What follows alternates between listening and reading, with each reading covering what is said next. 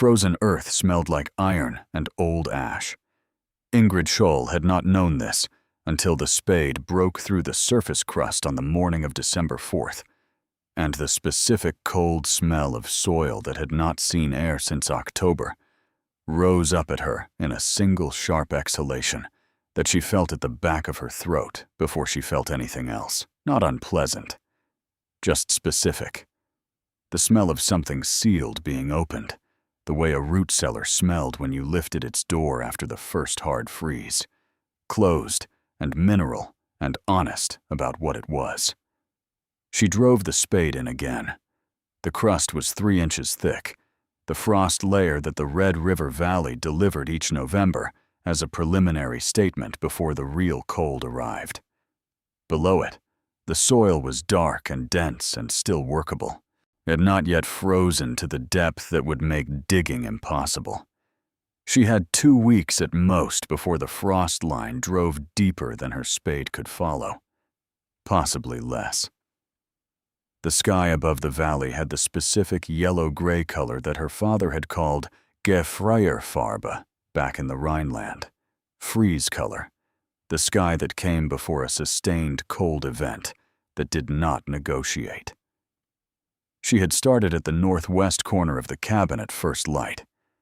The plan was a trench around the full cabin perimeter, 3 feet deep, 2 feet wide, running flush against the foundation sill plate on all 4 sides.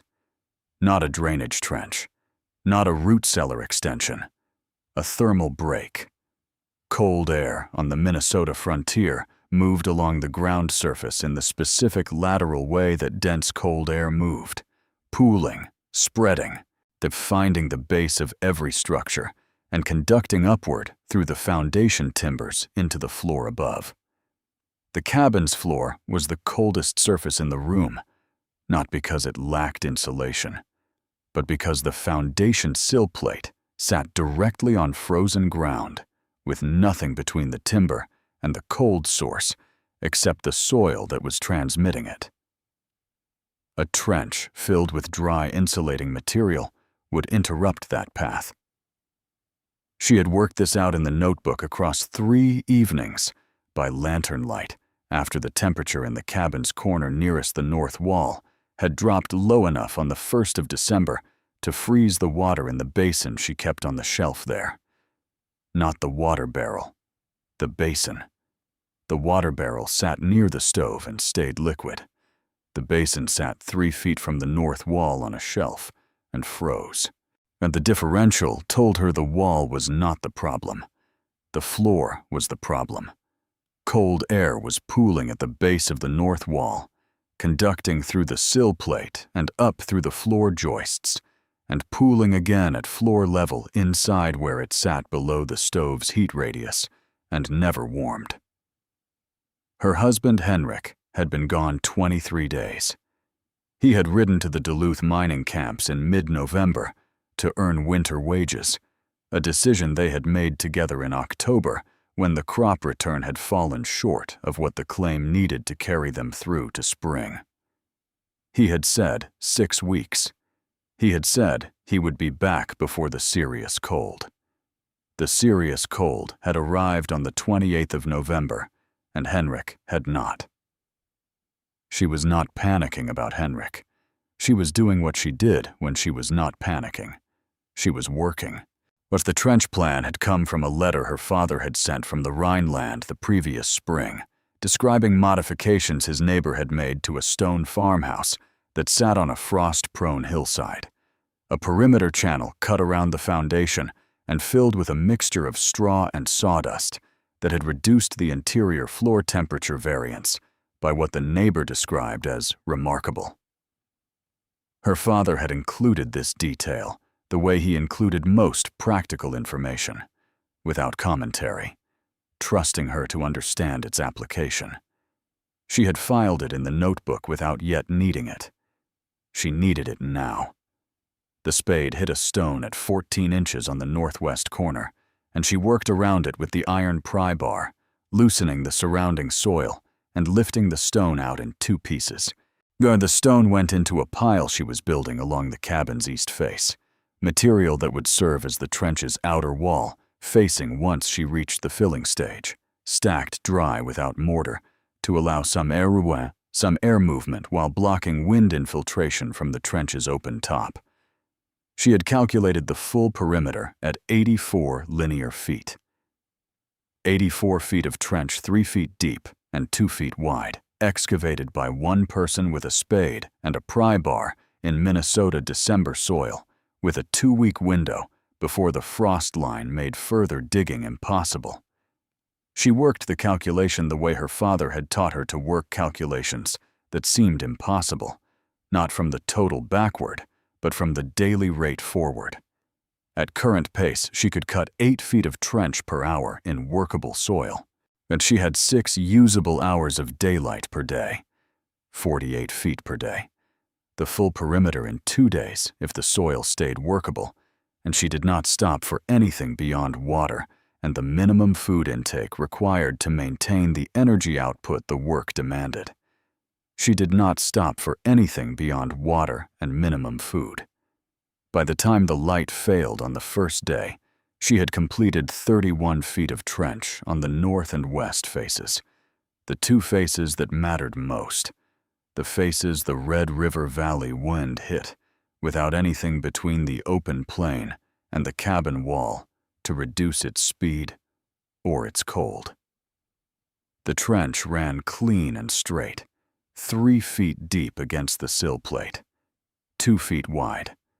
The soil piled on the outer edge, ready for the stone facing she would stack once the full circuit was complete. She went inside and lit the lantern and ate cold cornbread over the notebook and wrote the day's measurements and looked at what remained. 53 feet. East and south faces plus the corners. She was going to need the soil to hold for 1 more day. She looked at the Gefrierfarbe sky through the cabin's single north window. It had not changed.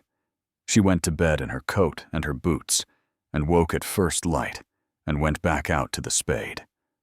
The soil held for 1 more day and part of a third. On the morning of the 3rd day, the spade began to ring instead of thud, the specific metallic report of iron hitting soil that the frost had reached and claimed overnight. Not the full depth. The top 8 inches had hardened to a consistency that required the pry bar to break before the spade could follow, and adding 20 minutes per foot of trench that she had not budgeted for. She adjusted without stopping, working the pry bar in short percussive strokes that broke the frost crust in sections, then following with the spade to clear the loosened material before the cold air could refreeze it in the hole. She finished the east face by noon. The south face went faster. The south wall had received enough winter sun across November to delay the frost penetration by several inches, giving her workable soil to a depth of 14 inches before the pry bar was needed.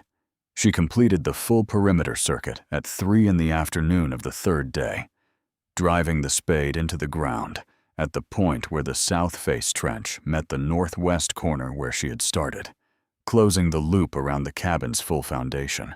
When she stood in the trench at that junction point, 3 feet below the surrounding surface, the cabin's sill plate at eye level beside her, and looked along the full length of what she had cut.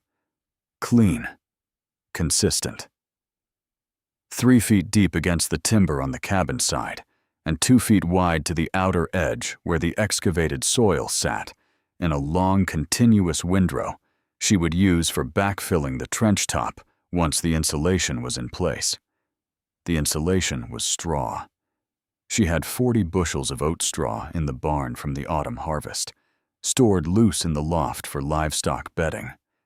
She needed 30 of those 40 bushels for the trench, which left 10 for the 2 remaining horses through the winter, a margin she had calculated as sufficient if she supplemented with the dry prairie grass she could cut from the sheltered east side of the barn, where the snow had not yet consolidated.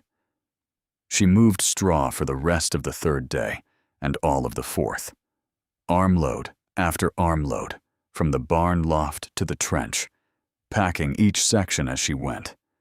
Not loose packing, which would compress and lose its insulating air pockets under the weight of the soil cap she intended to place on top, but deliberate compression to a density her father had described in the letter as fest aber atmend, firm but breathing, dense enough to hold its structure. Not so dense that the air pockets collapsed entirely and left it performing like packed earth rather than insulation. Yet she tested each section by pressing her forearm into the packed surface and releasing, watching whether it sprang back partially or stayed compressed. Partial spring meant adequate air retention. Full compression meant she had packed too hard and needed to loosen the top layer before continuing. By the end of the 4th day, the trench was filled and capped. The cap was 6 inches of the excavated soil tamped back over the straw surface, enough weight to hold the straw against wind infiltration through the trench top without compressing the insulation below. She set the dry stacked stones along the outer trench edge at 4-inch intervals as wind baffles, not a solid wall, but a broken line that interrupted the lateral wind flow at ground level without creating a snowdrift trap against the cabin foundation. And then she went inside and waited. The temperature dropped on the night of the 5th day to what she estimated from the behavior of the water in the North Shelf Basin, her cold air indicator since December 1st, as somewhere below -15. She woke at 2 in the morning from the cold that had been reliably waking her at 2 in the morning since the 28th of November, and lay still for a moment doing her standard assessment. The basin was not frozen. She sat up and looked at it across the dark cabin. Not frozen. The water surface was still. She could not see movement at this light level, but the specific dull sheen of ice that had been coating it each morning since December 1st was absent. She got up and crossed to the shelf and put her finger in the water. Cold. Very cold. But liquid. When she stood at the north wall and pressed her palm flat against the floor planking 6 inches from the wall base, the point that had been running coldest all winter, where the sill plate conducted cold upward through the joist and into the floor above. The floor was cold, not the dead cold of a surface in direct contact with a frozen ground source. The moderated cold of a surface that still had cold, reaching it through a longer and more resistant path than it had traveled 3 days ago. The trench was working. She noted it in the notebook and went back to bed and slept until first light, for the first time since November 28th. The snow wall came to her on the 6th day, not from the notebook, from observation. She went outside at dawn to check the trench cap, and found that the wind had built a natural drift against the cabin's north face overnight, a consolidated mass of wind-packed snow that ran from ground level to eave height along the full north wall. She pressed her hand against it. Hard. Dense. The kind of wind-consolidated snow that formed under sustained directional wind, and that insulated rather than loaded, pressing against the wall surface and creating a dead air buffer between the moving wind above and the wall face behind it. She had not built it. The wind had built it. She thought about this for a long moment, standing in the -15 morning air, with her hand against the snow mass her enemy had constructed for her.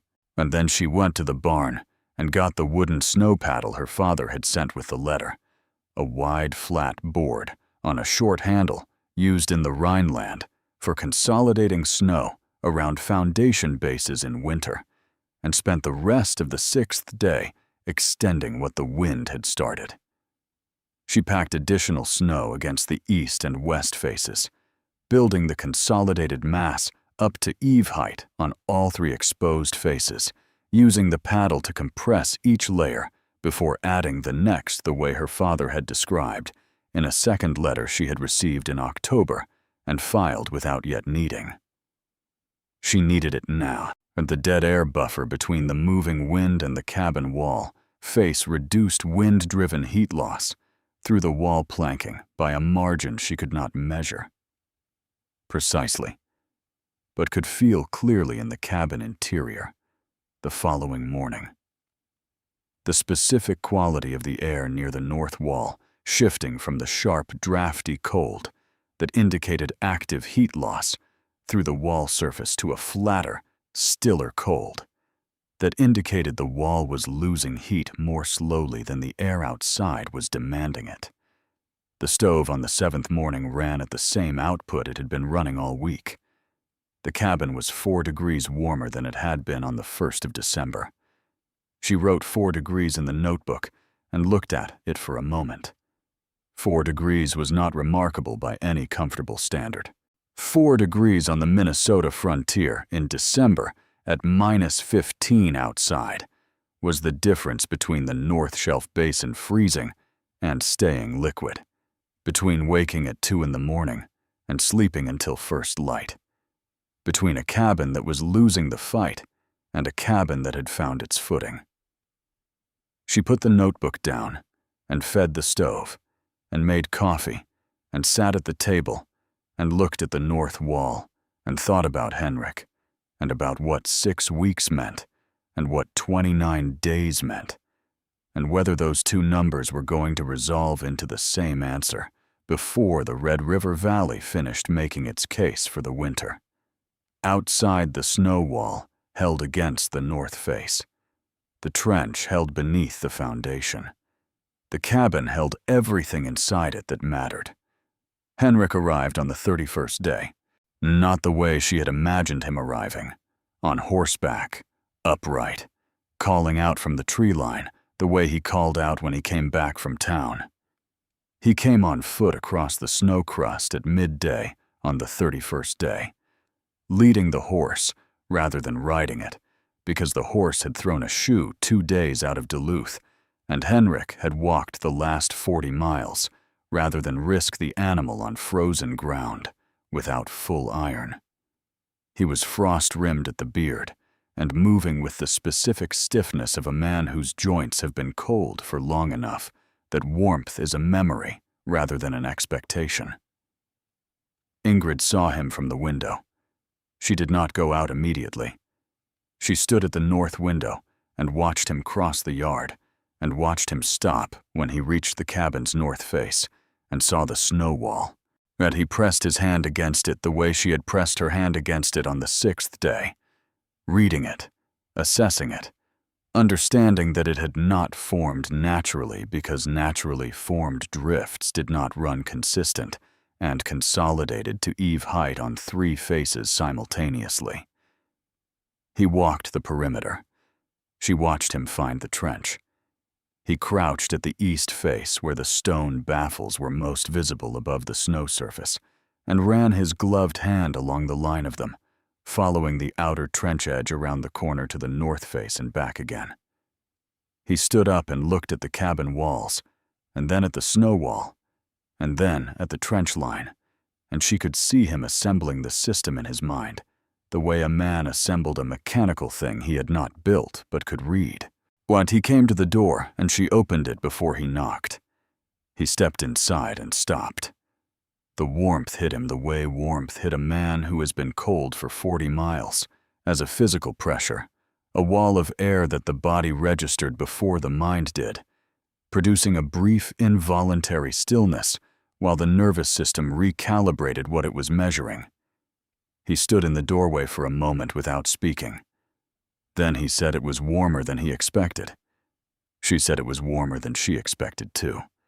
She said she had made some modifications. He looked at the stove. It was running at moderate output, not the maximum she had been running in the first week when the North Shelf Basin was freezing nightly, but the steady moderate burn of a stove that was maintaining a temperature rather than fighting for one. He looked at the floor near the north wall, the point she had been monitoring since December 1st. He pulled his glove off and pressed his bare hand flat against the planking. He held it there. She watched him register the difference between what the floor had always felt like in December on the Red River Valley claim and what it felt like now. She knew what he was feeling because she had been measuring it daily in the notebook, not warm, but not the biting, cold-through timber that a Minnesota floor delivered when the foundation sill sat in direct contact with frozen ground. Something in between. The moderated cold of a floor whose ground source had been interrupted before it reached the timber. He looked at her. She showed him the notebook. He read it at the table with his coat still on, while working through the entries from December 1st forward, the basin freeze indicator, the daily trench progress measurements, the straw packing density tests, the snow wall construction sequence, the temperature differential entries that ran across 30 pages in her careful, German-influenced hand. He read slowly the way he read everything, going back twice to the section covering the trench calculation and the insulation packing methodology. He set the notebook on the table and looked at his wife across it. He asked where she had learned the trench system. She told him about her father's letter, about the Rhineland neighbor and the stone farmhouse on the frost-prone hillside, and the perimeter channel filled with straw and sawdust.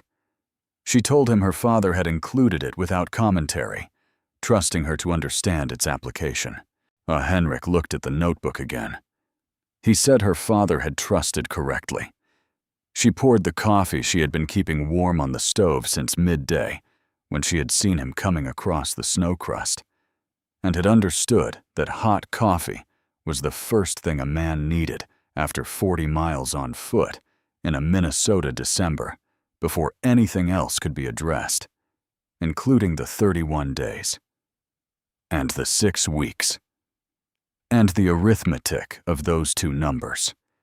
He drank it with both hands around the cup. The Red River Valley delivered 3 more hard, cold events before March. The basin on the north shelf did not freeze on any of those nights.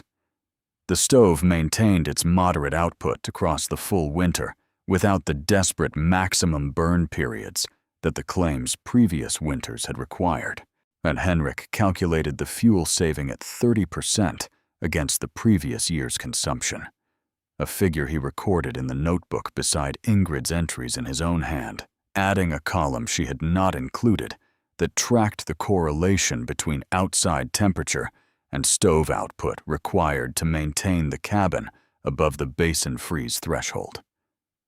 2 winters later, their neighbor Peter Brandt lost his north wall foundation sill to frost heave for the 2nd consecutive year, and Henrik rode over and told him about the trench.